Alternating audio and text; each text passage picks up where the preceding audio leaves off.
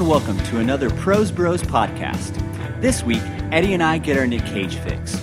We discuss the 1988 movie Vampire's Kiss and argue over whether or not it's hot garbage while trying to figure out what the fuck this movie is actually trying to say. And I'm Geoff, reminding you as always that there are spoilers ahead.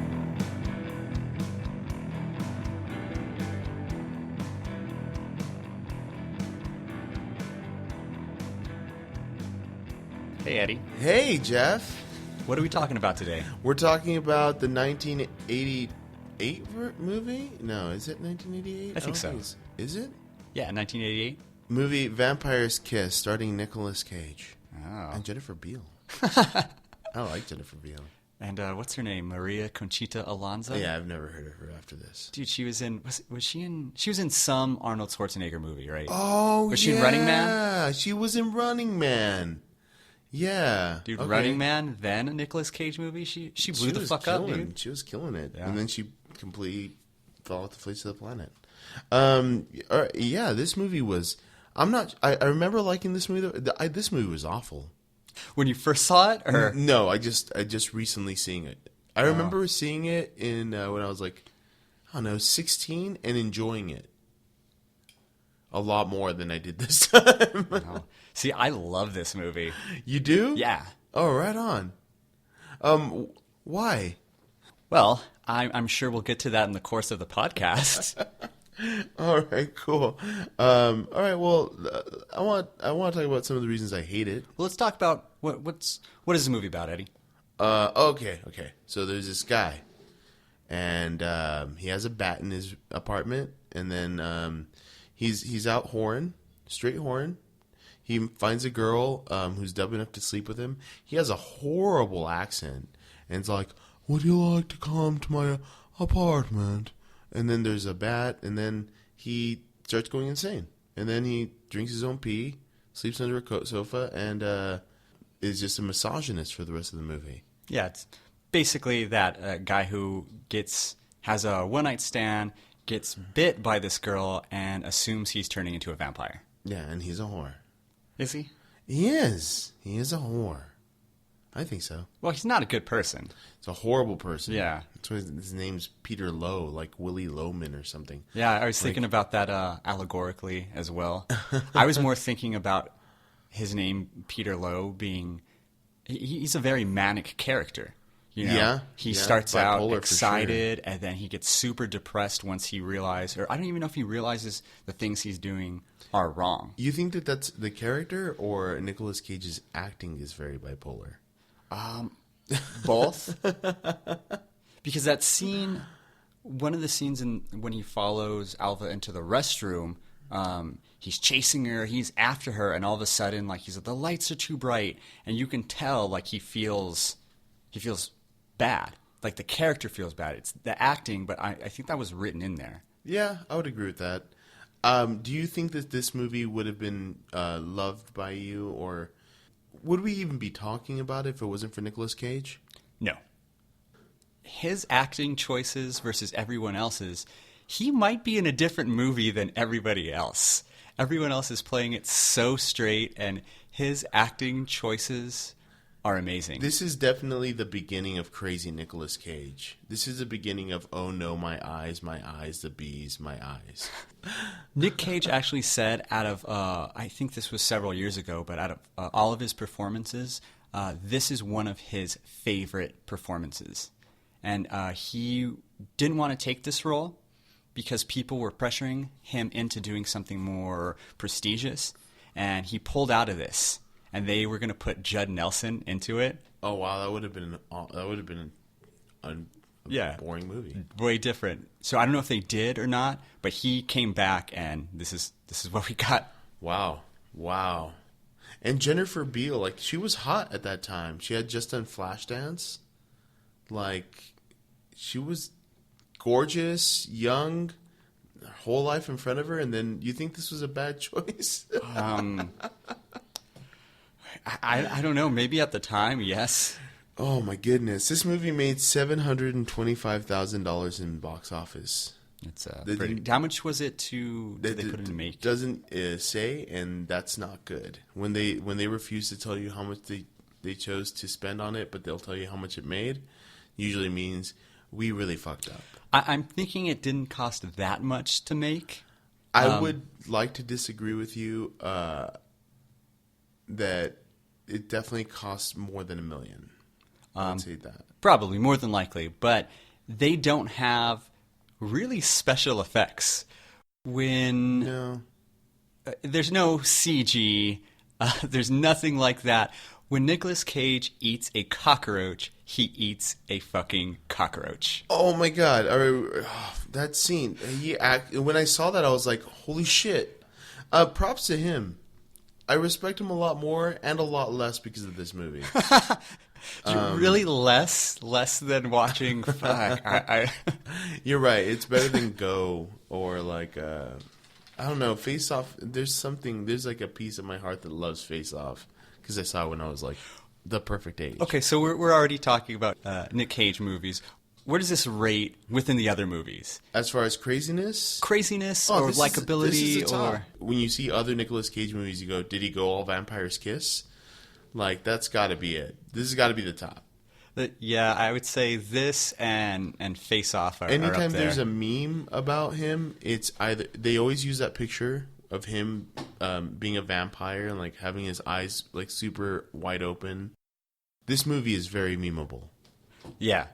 So you said you don't really like this movie. What Nic Cage movies would you say you like better, and which ones would you say you like worse? I guess in this vein... or just, any Nic Cage. I liked Adaptation a lot. I think he did a great job in that movie. And Lord of War. Yeah. Those are great movies. But then he's also done Wicker Man. Yeah. And that's an awful movie. That's probably one of the worst. I mean, as far as remakes go, unnecessary and just...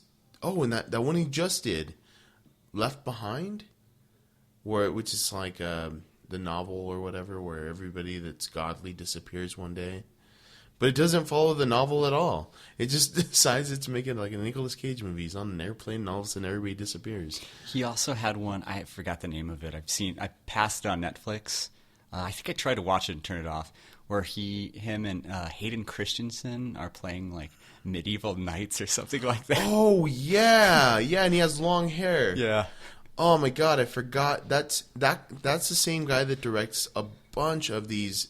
He directed another movie around the time Lord of the Rings came out, and they're really low budget movies that he gets financed through countries that want to promote movies. So this guy like goes over there and then gets $10 million from like the country of Germany, and then spends $5 on the movie and then keeps $5. And that's how those movies get made. Wow. Yeah. It's pretty terrible. It's pretty horrible. There's the guy that did that Yuri Boll, or what's his name? Yuri Boll. And he did House of the Dead. Anyway, there's a lot of those movies that are just garbage that I think he just does for money now. I think that he's cuckolded himself into a place where he can't really get real acting jobs anymore. Would you agree with that? I don't know what it is. It seems like he's going for a quantity over quality as of late. Because he is working, but like you said, it's not quality. And I don't know what that means. He went bankrupt not too long ago. He had a Superman #1. He had an Action Comics #1, like the most valuable comic in the world. And he had to sell it like in 2005 or something because he ran out of money. The weird thing is he's a Coppola. It's not like, he could just start asking around, hey, got any work for me? You think so? You think Sofia Coppola would be like, yeah, you can be in Virgin Suicides Part 2? That's just not going to happen. Right? No, that sounds awful, but that might be better than what he's doing now. Yeah, if maybe. You're saying he's broke. Yeah. No, I don't know if he's broke anymore. I mean, I don't really know this guy, but at the same time, and I don't spend my time like finding out what Nicolas Cage is up to. So speaking of being broke, one of the motifs in Vampire's Kiss that I loved is, Peter Lowe's a shitty boss, but he is such a fucking cheap ass. Right. And he'll spend money on things that don't matter. And you think that he has like, oh no, well, there's a whole facade of like what's really going on. Like, do you really think that the work stuff was going on just like it happened? Because we don't really, I guess, unreliable narrator or whatever. We're following this character, and all of a sudden he's in a psychiatrist's office. That's not happening. He's actually like talking into a window outside. You know, how many times do you think that happened? Do you think that happened starting at this movie? Do you think that like that? You know, the office scene really happened? Which office scene? The office scene where everybody's laughing about Alva. It's tough to say I would, because there's other characters in that, but we don't really see them any other time. Yeah. I would assume that sort of stuff is happening. This whole movie reminds me of American Psycho. Yeah, absolutely. And it's one of the reasons I love this movie. I love that movie as well. And you can see a lot of similarities in Christian Bale's Patrick Bateman and Peter Lowe. I like American Psycho more than this. Maybe it's because I like the horror aspect of American Psycho. And I don't know if I don't like it. It's just that going back and watching it wasn't an enjoyable experience this time.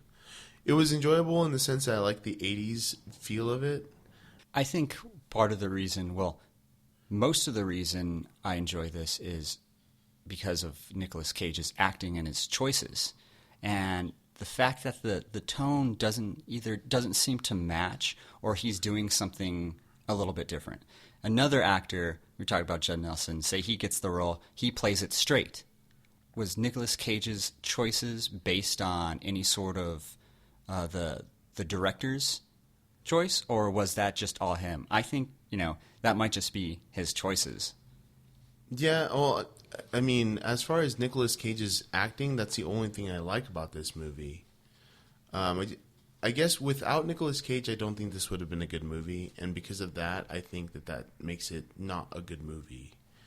I like his performance in it, but I like his performance because I think it's ridiculous. But, you could say that about a lot of Daniel Day-Lewis movies, where if he's not in it, the movie's not as good, clearly. Yeah, and I would agree, and I would say the same thing about Gangs of New York. I don't think it's a very good movie. Yeah.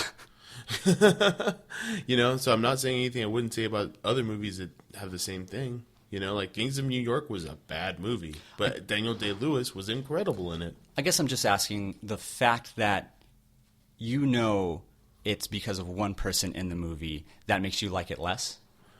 It makes me not think it's a great movie. It makes me think Nicolas Cage did a great job in this movie, which isn't a very good movie. I don't think that I would have liked this movie at all without Nicolas Cage, and because of that, I don't think it's a strong movie. I think they really lucked out in having him act like a jackass. There's a lot of 80s movies tropes that I think are pretty cool to watch when I was watching it. Like, I really miss the whole song and city skyline while the casting's going on, and like the fact that the casting's going on and they're like, just watch these names. That doesn't happen anymore, you know what I mean? Like, now it has to be like you're flying through a tunnel, and everything's very, very trying to be super creative now. And back then it was just like no fucks given. Here's the entire production ensemble that made this movie. You have to sit here for 10 minutes and watch this while we show you different parts of this city that you don't give a Yeah, I think they like to do that with New York in particular. Yeah, seriously. It's like, hey, this is New York. We're This is establishing the setting. Yeah, exactly. And you get to see the actors who are in this. Yeah, but they didn't even show the actors in this one. They just showed the names, but that takes what? 4 seconds, because they have 4 billed actors.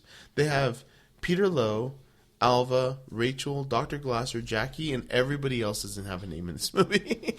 Yeah, and like I was talking to you earlier, I only remembered Alva and Peter. And that's because he screams her name. Alva! And she's like, "Get away from me, Mr. Lowe." He should have been in Alvin and the Chipmunks. The opening sequence was the first part that I was like, is this movie just no longer good because it's an 80s movie and we're used to now different kinds of movies? I don't know. What did you feel about the journey of Peter Lowe, who is clearly delusional. He's manic, and he thinks that he's slowly becoming a vampire, and he's taking it out on pretty much everybody, mostly Alva, but it's a very strange journey. And you see him just start cracking, which that's part of what I loved about this movie. You know, do you think that the director is trying to be clever in the ending of the movie? Like, he could have actually been a vampire. Or do you think it's just like straight up, this guy has a mental illness and he's going into like the worst parts of schizophrenia and he dies? I think that. Are you referring to the end shot with the vampire? Well, woman? no, the whole movie, like the whole fact that like throughout the movies, like he's turning into a vampire. And you're like, is he turning into a vampire? At the very first, you know, like right when it first happens, you can't help but think like, all right, she definitely has teeth. There was definitely a bat in his room. All right, so then he gets bit, but then he has no marks on his throat, and you're like, okay. But then it starts getting worse, and you're like, all right, by the end of the movie, do you think the director was trying to make it seem as if he might have been turning into a vampire? Or is it just a detailing, like almost like following of a guy that has schizophrenia and just being like, this is what schizophrenia does? Do you think it was like a PSA for schizophrenia? I think it's the latter, where he's schizophrenic. He's going through something. He's losing his mind. See, because like in American Psycho, you're like, all right, well, you don't really get the payoff till the very end of the movie. You think everything's happening, and then it's not. In this movie, it's like it could have become a vampire. It could just be insane, and I think that would have been more powerful. I don't know. For me, I guess it all depends on. We always go back to this, how it's written. But I like in this movie that it was more straightforward. Sometimes people use that crutch in movies or in writing where it's like, is this happening? Is this real? And they can get away with a lot of stuff because of that. All right, I agree with you, but I still think that he was trying to do that and failed. The director has said in interviews, and I think in the commentary on the DVD, or I don't know if this is on Blu-ray or not, but he says that a lot of people, including many of the people involved, didn't understand what he was trying to do. All right. And he said one of the few people he felt did was Nic Cage. Okay. That makes more sense. There wasn't anything like this when it came out. I mean, it's years before American Psycho. Yeah. So I could see that. Maybe you could have explained it to them a little bit better. You know, I mean, does explanation kind of ruin movies for you or help? Well, am I acting in them? No. Like right. As a audience. Well, I mean, it definitely ruins movies, I think. Okay. But yeah, so I don't like knowing anything about the movies because I'd rather go into something blind. So we talked a little off the air, I guess, about genre and what type of movie is this. It's billed as a dark comedy, and if you look at the poster, it's kind of ridiculous how lighthearted it looks because of some of the not only the tone but the actions of the main character and the scenes. Would you say? I mean, there's no right or wrong answer, and it kind of goes into a lot of things. But you say it's more dark comedy? Is it a horror, suspense? What is this? I would say dark comedy, I guess. You know, it's not horror. It's not suspenseful. It might be a tragedy, though.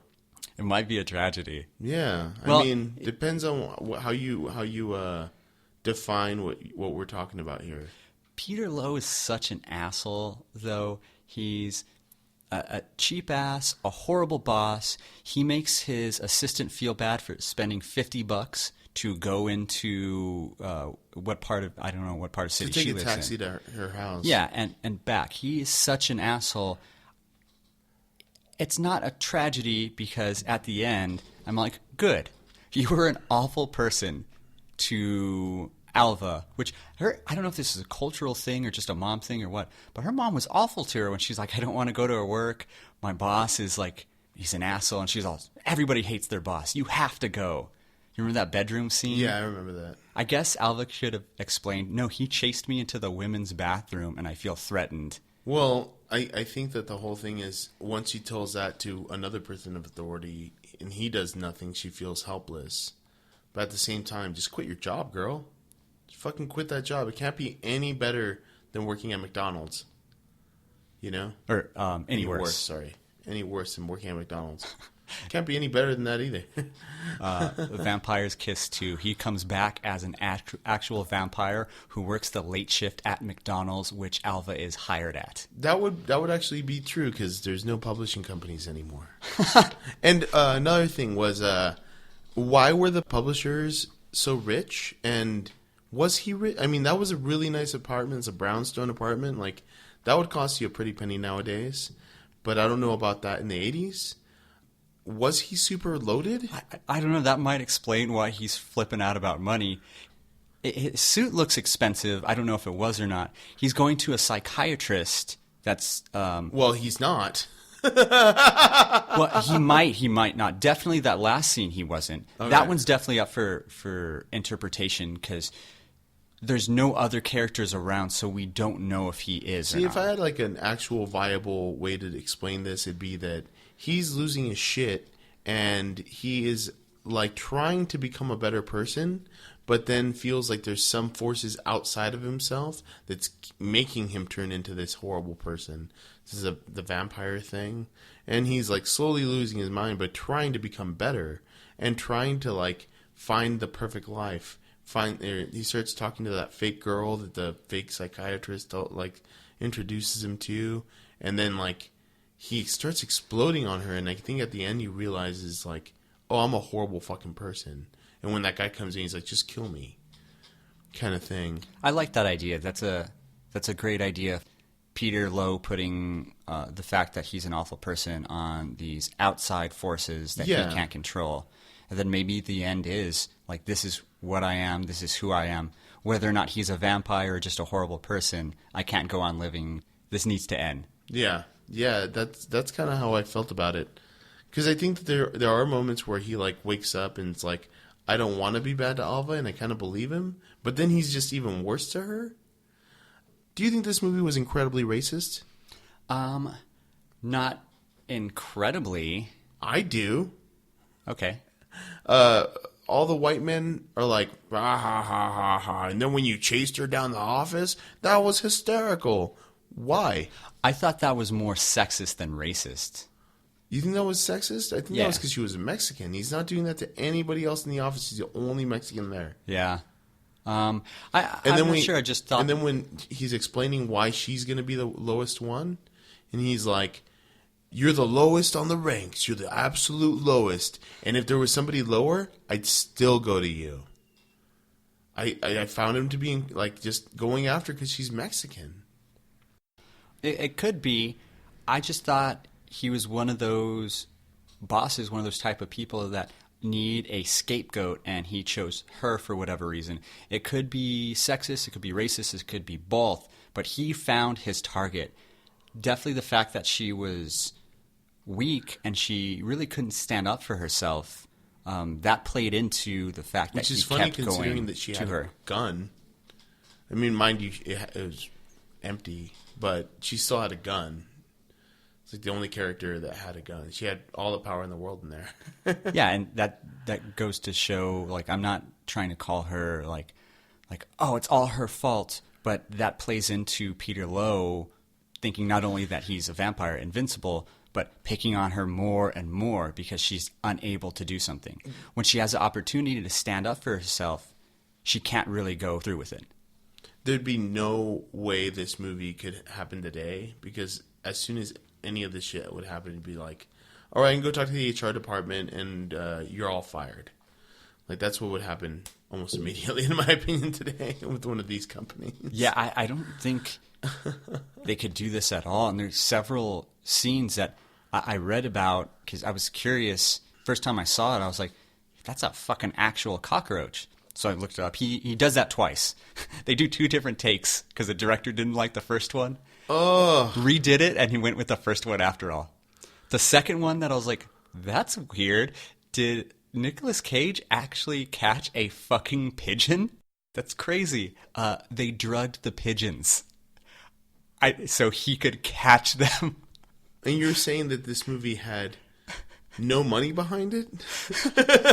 Yeah, dude. I'm just joking. But imagine PETA, you're drugging a pigeon. What the fuck? What do you give a pigeon to drug it? I don't know, dude. Like, you just like, I don't know, man, some tinctures or something? They just pulled some drugs out of their pocket. We got some weed, we got some roofies, and we got some other pills. Let's just throw it all and see what these pigeons eat. You're coming out of the 80s, like, we got Quaaludes, Valium. Let's crush it up, put it in the pond. Yeah. Oh my god, that is awesome. They drugged a pigeon and made him eat cockroaches. So and this is his best performance ever, in his opinion. Yeah. Right on. Maybe there's something really wrong with Nic Cage.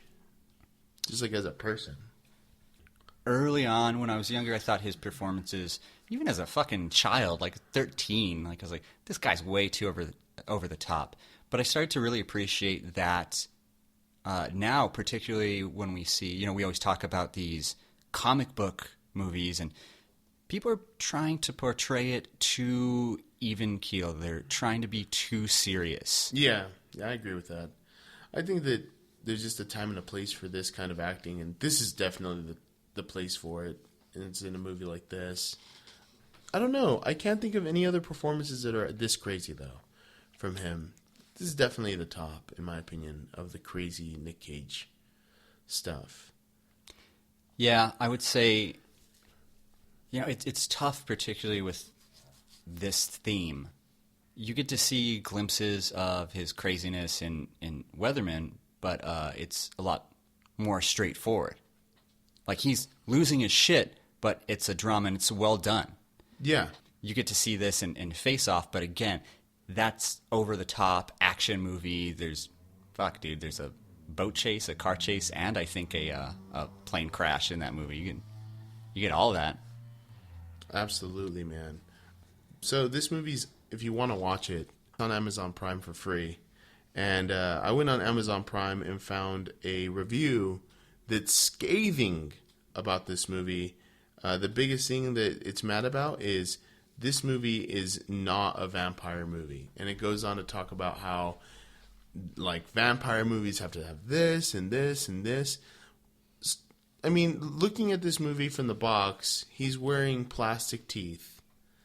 You can tell that it's not going to be, and it says it's a comedy. You can tell it's not going to be a vampire movie at all. But I remember when I first saw it, I was a little disappointed that it wasn't a vampire movie. Mind you, I was like 12 or 13. And at first I was like, what the fuck is this? And then you get that scene where he puts on the plastic fangs and looks at the camera, and I'm like, oh, it's a funny movie. Yeah, the whole plastic fang thing is awesome. He's either too cheap or doesn't have enough money to buy the good fangs in the store. Oh, he's not too cheap. He had paid, I guess, for the cab rides and all this other stuff that he really didn't need or want. And he got to the point where he had no more money left. He only had $3 left. He had a credit card in there. He did? Yeah. They opened the wallet, and you see a credit card. Oh. And he's just all like... Well, he's also going insane, so maybe he forgot what credit cards are. They are pretty new at that point. I don't know. You think that little shop took credit cards? Yeah. Who knows? I just thought that was an interesting choice in the movie. They could have opened up his wallet, and it just be cash. Mm-hmm. But there's clearly a credit card there. So what is that trying to say? I don't know. He's too cheap. The other ones were only $20 too. Like, you can go on eBay right now and try to find some vampire fangs that'll, like, set you back hundreds. Yeah, and he's going out to all these clubs and he's having these drinks, and that's got to be expensive. That's got to be way expensive. Did you see the tagline for the poster? No. I'm going to read it to you. It's fucking hilarious. Seduction, romance, murder. The things one does for love. What the fuck? See, now I'm starting to question what this director was thinking, or I don't know, whoever wrote this or what. I'm beginning to think that the director had something in mind, and everybody's like, "What type of movie is this? Like, And they're who like, is he fuck in it. love with? The vampire? Alva? Like, who the fuck is he in love with? Himself? Whoever did that, I don't know, but somebody just watched the movie or got like... They hired, like, some intern. They're like, watch this movie. He's like, I can't watch this. Dude, they probably didn't even watch it. I have to say that after watching it again, I respect his performance, but this movie's garbage to me still. Well, before, I didn't think it was garbage. After rewatching it, now I think it's hot garbage. I love this movie. I would recommend watching it again. Okay. I think for the weirdness of it and the comedic value, it's a funny movie. There, what parts? I found myself laughing at two parts. The A, B, C, D, E, F, G, H, I, J, K, L, M, N, O, P, and then he's like, when he starts posing after that, he looks hilarious to me. And I laughed a lot at that, and I laughed a lot at the teeth thing because he crawls away, and that's fucking hilarious. And there's other parts that are funny because they were filmed, like the cockroach thing, but I can't think of any other parts of this movie that were funny. One thing that comes to mind that I think is amazing, after the scene where he tries to, I'm not sure if he tries to rape or bite Alva, but after that... I think it was rape. I mean, I think, well, and he also tells the doctor that he raped her. Remember that? He like straight up goes, "Oh yeah, and yesterday I raped somebody." Oh, I didn't remember that. So it's at the very end. Yeah, maybe at the very end when he's talking to the statue or the coroner or whatever. Right? Yeah, but we don't know if that's been happening the whole time. Yeah. See, I always thought it as he was actually going to the psychiatrist up until the time that you see him right at the very end. Because she seems very, very accommodating to him. And well, the weird thing is, there's that scene where he calls her on a payphone, and she answers from her phone. So it's kind of weird to see a shot of her house, right, that we haven't seen before, that he wouldn't have any sort of mental access to. Of course, you can make an argument that, oh, this is just him imagining that and everything, but I thought that'd be a weird choice. I kind of felt that was actually happening. All right. So what I was saying, some of the funny scenes, right after that, he starts to cry. And it's the most amazing cry I think I've seen on film. Instead of crying, he yells out, "Boo-hoo." Oh, yeah. Boo-hoo. Yeah, I don't know. It's like when somebody asked me it might just be certain 80s tropes, but I just don't find a linear structure with this movie at all. Like, I think that it was like, an accident that this came out the way it did.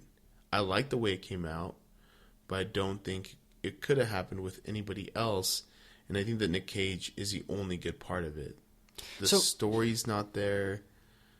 There's, I don't know, the filming's all over the place. He doesn't get across, I think, what he was trying to get across. That's clear, but I wonder if and that's something else I was thinking about. Does he have a message in this movie? Well, do you think it was like class warfare? I have no idea, to be honest. It seems very societal. Yeah, it has something to do with like money, or maybe it's like fucking Bernie Sanders' lover or something like that. But I don't know. What do you think? I could say anything that he put in there is just merely hinted at, and it's not overt. So if he is trying to say something, and I think he is, it is not coming across. But for me, that doesn't kill the movie. And I also... I don't know. So when you keep on saying hot garbage, mm-hmm. and I know you've said what you dislike about the movie, but so this is a definite, like, I hate this movie, would never watch this again. Hot garbage can keep you warm too, man. Yeah, that's what I'm trying to get at. Is it better than, say, Batman versus Superman? And is it because you watched this movie previously and you loved it, and now rewatching it, it didn't hold up? I like this movie more than Batman v Superman. I'll say that. So that would be cold garbage. Lukewarm garbage. That's just for Batman versus Superman. That was Superman. just a bad fucking movie. And I'm sure this one didn't cost $250 million to make. So that was a $250 million bad movie. This was probably like I would say about $6 million bad movie. I definitely think you should watch it. I think I would say watch this movie, but I don't like this movie. I didn't enjoy it this time. Yeah, I enjoyed Nicolas Cage's performance in it. But I mean, I could say the same thing about Wicker Man. You know, I've never seen Wicker Man. You need to see Wicker Man. It's just it's another one of these. This doesn't make any sense, but Nic Cage is going shit ape crazy. That movie makes even less sense than this one, though. If you try to figure it out. See, I still think this movie makes sense to me. All right, it makes sense. It makes sense, but I'm not sure what he's trying to say with it. And there's no clear vision. I guess we can. Yeah, and because of that, I'm like, all right, well. Now put Judd Nelson in it, and now you have a movie with no clear vision and nothing else. And Judd Nelson is Judd the star. Nelson, yeah. And you fucking have Breakfast Club. Dude, I'd still want to watch that movie. That sounds worse. I think that actually sounds like fun. Like, just replace Nicolas Cage with different people for this movie. Like, Sylvester Stallone. What would this movie be like with Sylvester Stallone as the main character? What would this movie be like with Arnold Schwarzenegger? What would this movie be like with, like, what's the guy that was RoboCop? Peter Weller? Peter Weller. Put Peter Weller in it. Let's just throw him around. Let's go female. Michelle Pfeiffer. What would she be like in this movie? Man, that all that sounds like a pretty rough watch, and definitely they wouldn't have that same accent. No. What kind of accent was that? I couldn't even place it. It was like I don't know. It was like he was doing as if he was trying to mimic somebody. I guess somebody higher in class. And he was going in and out. He was going in and out of it, yeah. I think he was trying to be, I don't know if it's some, like, literary and we went back, professor of some sort, or, like, I don't know what he was trying to do with that other. At first I was like, Valley Girl. This must be his real voice. This must be what Nicolas Cage actually sounds like when he's not acting. Then I thought, all right, let's go back to Valley Girl and see if it's the same in Valley Girl. But the thing is that he started acting very young, or at least way before this movie. Valley Girl was 6 years before this. And that's the first Nic Cage movie I've ever known of. And in that movie, he doesn't have this accent. So this isn't Nic Cage's voice. This voice was a conscious decision. When did Fast Times come out? In between these two. Okay. And he's only a side character in that. Yeah, he's like... He has like one word or something. You'd say... I wouldn't even say cameo, because you kind of have to be famous to make a cameo, yeah, right? I don't know. I guess being Francis Ford Coppola's nephew makes you a little bit famous. But either way, this was the worst or best choice for an accent I've ever heard. I don't know where it's from. I don't know what it's referring to.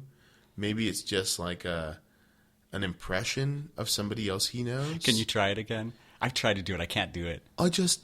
what do you want me to say? What part can I say? I wrote this as a quote that I liked to see if you can do it. Do you want me to read it? Because I don't think you can read my handwriting. I was in Mortal Kombat with a fucking bat. Give me a break. I was in Mortal Kombat with a fucking bat. No, I can't do it. I'm moving into like something else that actually exists. Yeah, you're doing... Your accent actually sounds like it's from something or a place, where his is so... It goes weird. It's like... Oh, I can't mimic it. It's unmimicable. I can't compare it to anything, but the closest thing I would say is... You know in the Highlander movies? Yeah, that's really good. Like Chris Lambert? Yeah, it sounds foreign, but I have no idea where he's from. He's supposed to be, I know he's Scottish. But quote, he's definitely Scottish. Not Scottish in that movie. Yeah, and Sean Connery is Spanish. Right? Yeah, they make a fucking movie called The Highlander. Get the Scottish guy to be a Spaniard and get the Spanish guy to be a Mexican. Oh, their accents were awful. Yeah, I have no idea what the accent, man. if I was a director on this movie, I wouldn't have changed any of his performance. But I would have definitely added a little bit more comic relief. This movie would have become a lot funnier, I think. In my head, it's just all fun. It's fucked up, but I was like, oh my god. I definitely think it's worth one watch at least, and maybe even several times, because I've watched it several times within like the last year, I think. And I pick up more and more stuff, and just performance-based. It's not like I'm getting more out of the story. I liked your idea, how he, how did you put it earlier? He's creating an outside force to blame for the craziness. Yeah, I really liked that idea, but aside from that, it's just really his performance that I'm picking up on each time and the subtleties of that. I think that for that, I would say that I enjoyed watching it, but I don't think this movie's good. I got to make that distinction. I enjoyed watching it, however, I think this movie's bad. Yeah, I concur on that.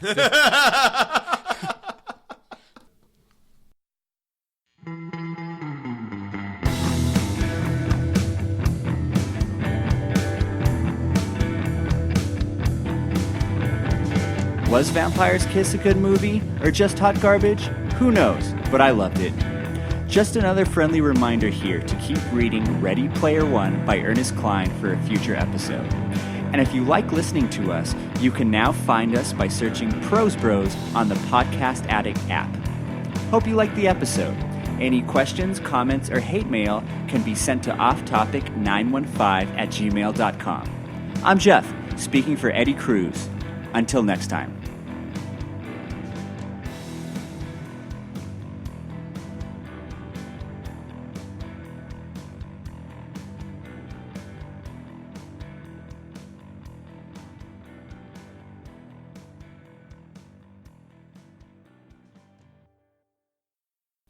Thanks for listening if you did.